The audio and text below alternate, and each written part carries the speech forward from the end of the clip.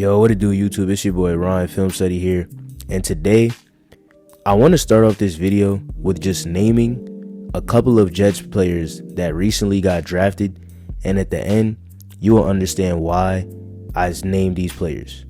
In 2022, round 1, pick 10 in the NFL draft, the New York Jets select Garrett Wilson. Garrett Wilson comes in the NFL.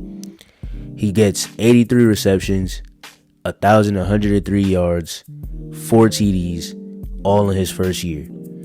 He follows up the next year, 95 receptions, 1,142 yards, and 3 TDs. His third, which current year, he currently has 69 receptions, 108 targets, 722 yards, and 5 TDs. The Jets are on the clock with the 4th overall pick. They select Sauce Gardner. Sauce Gardner, known as one of the greatest cornerbacks in college football history, currently on his resume has 2 Pro Bowls, 2 All-Pros, and 1 Defensive Rookie of the Year, and is known by a lot as a top 5, top 3, and to some, even the best cornerback in the NFL.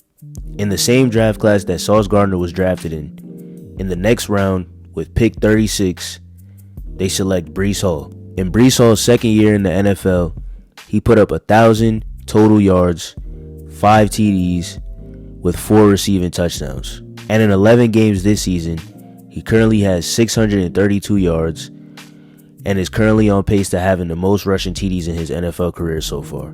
Now, we are in the year 2023. Round 1, pick 15. The Jets are now on the clock again, and they select Will McDonald.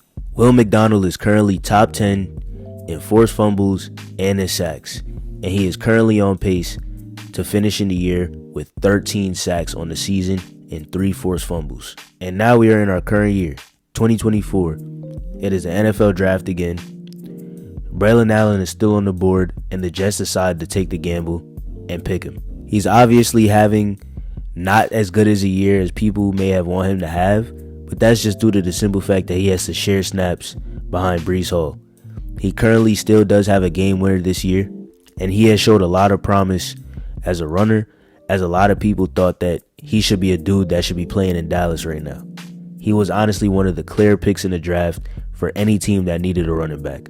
And now we are jumping back down 2 years, 2022 NFL draft, round 1, pick 26. The Jets are on the clock, and they select Jermaine Johnson. In Jermaine Johnson's first year, he showed a lot of promise, but the stats didn't back it up. And in the second year, he proved everybody wrong, except for Jets fans and people who actually believed in him. He then came in the second year, put up 7.5 sacks, and made his way to the Pro Bowl. So with all that being said, I want to recap all of the picks that I just talked about. Garrett Wilson, he is currently on trajectory to having a Hall of Fame career. He's also made the Pro Bowl. Sauce Gardner has already been an All-Pro and a Pro Bowler, and he is still, in some people's eyes, looked at as the best cornerback in the league. Breece Hall came in at 7th in votes for Comeback Player of the Year, his second year in the NFL. Will McDonald is currently on pace to having a Pro Bowl season himself. Braylon Allen, a clear-cut pick that honestly you could make the argument should have been picked earlier. Jermaine Johnson, another Pro Bowler within himself. So with that being said, that is about 4 Pro Bowlers, a guy who came in 7th in Comeback Player of the Year, and a clear-cut pick. And the dude who drafted all of these players currently got fired. And he currently got fired all because of this man. And the same head coach that this GM hired, they all thought it was his fault. And without him even being on the team, they have still managed to lose every single game, or about every single game, since firing him. So with all that being said, I just want to throw out the question: what can the Jets do at this point to even help their team? What can they even do at this point to make their team better? And what can they do at this point to help themselves further within the future? Because Aaron Rodgers will not be in the NFL for much longer, if we're being totally honest.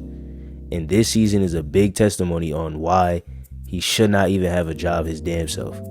Yet he's somehow getting everybody else fired instead of taking accountability. So that will be the end of this video, y'all. Thank you for watching, and peace.